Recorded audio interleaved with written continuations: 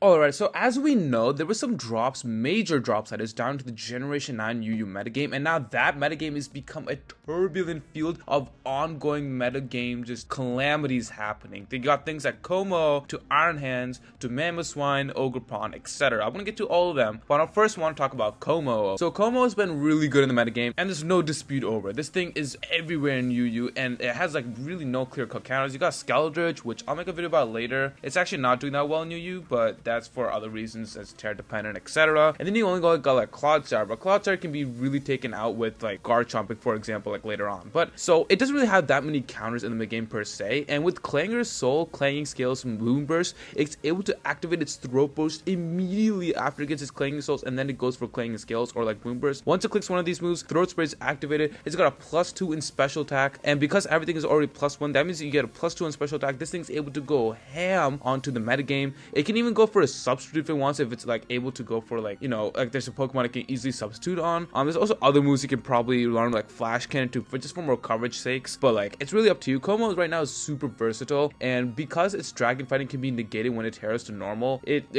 avoids the 4x weakness to Fairy while being able to output more like computal damage with Boom Burst as already with +2 Boom Burst. Now it's going to be Stab with Terra Normal, so it's a 1.5 multiplier, etc. Boom Burst to Kommo is able to do numbers on the metagame, and this is right now the #1 threat in my opinion that's happening in Generation 9 UU metagame. Next one I want to talk about is Garchomp. So Garchomp has been really good, not as good as Kommo, because obviously Kommo right now it's able to get quickly with power, but this thing has been pretty good itself. Loaded Die Scale Shot with Sword Stance does because the power creep is much significantly lower compared to like OU, for example. 1 or 2 speed is actually not even that bad in Generation 9 UU metagame per se. 1 or 2 speed like outspeeds most things. Doesn't outspeed Cyclosar, doesn't outspeed like Ogerpon, etc. Doesn't outspeed Gengar, doesn't outspeed Halucha, but it outspeeds a number of significant Pokemon in the mid game that's actually pretty useful. Garchomp is actually really fast, and that actually works to its favor in this metagame, because that means it can get a Sword Stance probably off, and it doesn't even have to click Scale Shot immediately. It can go for like Earthquake or Fire Fang or whatever you want to put for its coverage for its last move, right? And you go for Terra Dragon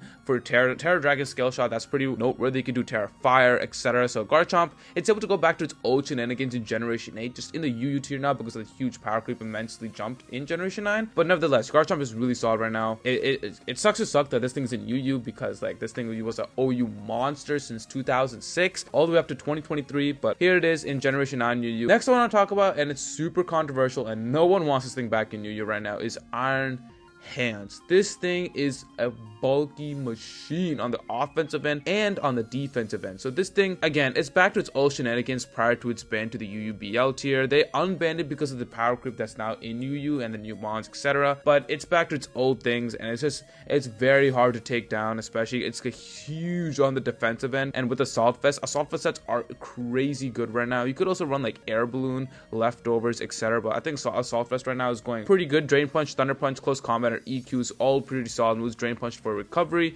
you get Thunder Punch for electric type coverage, or you can run like something like Wild Charge. You could also do that, which just gotta take recoil, which really sucks with this move because electric types don't really have that much good physical coverage to begin with. And then you got things like Close Combat for high usage damage, and obviously Earthquake just for coverage, etc. You could also run things like Heavy Slam, Ice Punch. It really depends like what your coverage you really need, but this is a typical Iron Hand set. Iron Hands, again, is just it's a bulky attacker that's not really welcomed in UU, because it's able to just sit there, take hits, and deal a ton of damage, and by the time you remove Iron Hands, half your team is pretty much gone. So it's something you have to take care of, and something you have to be a bit aware of when you're playing in UU. Next one I want to talk about though is Ogerpon. So Ogerpon right now is running really good. It's basically Meowscarada, but just on steroids, because it's able to do whatever Meowscarada could do, just better on the offensive end, pretty much so, right? And I got Meowscarada here, just right over here actually. But so it's able to utilize a couple of sets. You can run like Life Orb if you want instead of the mask. You could also run Choice Band, because the Grass variant is the only variant where you can actually take off its mask and like switch up its item. Although be it you won't get the 1.2 power multiplier, it's still pretty solid. You could run Choice Band band, right? You could run Life Orb.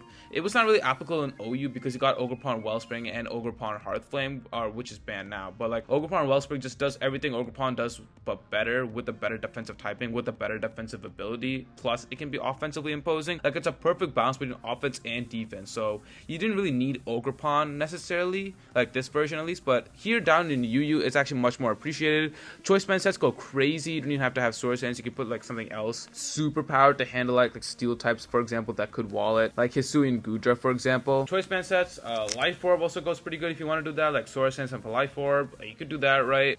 This is Ogerpon right now. It's able to deal a lot of offensive damage that previously was unable to do in OU because of other Pokemon that were just better than it, or its other forms that were just better than it. So if we compare it to Meowscarada, who by the way is also not a threat, right? Meowscarada's got Protean, but it's not able to do the same amount of damage that our friend over here, Ogerpon, can do. Now, granted, Ogerpon is a bit slower, but once it terastallizes to Terra Grass, its embodied aspect ability will actually give it a +1 speed, enabling it to be better than Meowscarada choice band variations mostly, which you'll mostly find in UU anyways. But it's able to be better than choice band and Meowscarada. It's able to be faster, and once it gets the Source Dance up, it's pretty much wraps for most opponents. This thing gets a ton of damage off really fast. You could even run like U-turn, for example, if you just want to run a choice band. Just get out there, get a U-turn, go off, and just get chip damage occasionally. And then once you get into a Pokemon that you know you can take out, you just go for a hard-hitting IV Cut, you'll knock off or play rough, or superpower, whatever you want to put as your coverage move. Ogerpon is really good right now. Mass Form is pretty good. Choice Band is pretty good. Life Orb is pretty good. The heavy-duty boots, if you want to run boots especially, like, you could do that too, although I don't think that's as valuable compared to other them, but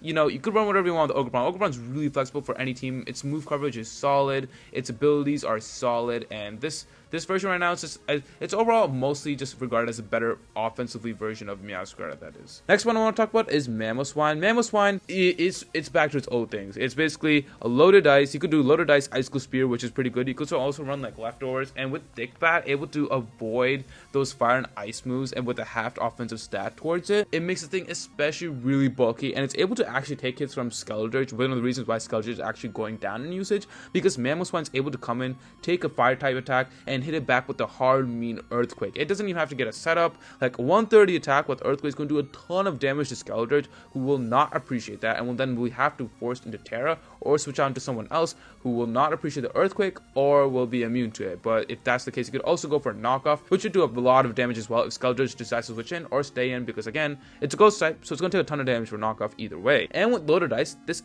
ensures that Icicle Spear, which is a 100% accuracy move, will at least hit 4 to 5 times, which at least then, you know, it has a reliable ice type coverage move over Icicle Crash, which has a chance to miss. Now, granted, you could still run like leftovers and make this thing like super bulky, like whatever you want to do, right? Like do you can do what you want. But again, this thing is a super bulky attacker, and while power creep in OU, like it was able to keep up somewhat, it's much more appreciated down to UU, where it's like power creep stats, everything it has, it's like better down here. You're having Generation 8 OU, in my opinion, just down in Generation 9 UU, which really goes to show how much the power creep has really evolved in just a generation, just less than 2 years, a year and a half basically, right? Like, that's a lot. That's a lot to take in. Anyways, Mamoswine is really good right now, and with Thick Fat, especially being able to be bulky, eat up hits, this thing is able to do work against a lot of teams. And you can even run like Stealth Rocks, for example, right? If you don't want Icicle Spear, you could just put Stealth Rocks, and this could be a good Rocks user as well, because it's pretty bulky. And with leftovers, then you have leftovers to get something recoverable, because you don't need little dice if you don't have Icicle Spear. So then you have just Ice Shard, knockoff, Stealth Rocks, or EQ, which is pretty solid moveset, honestly, in my opinion.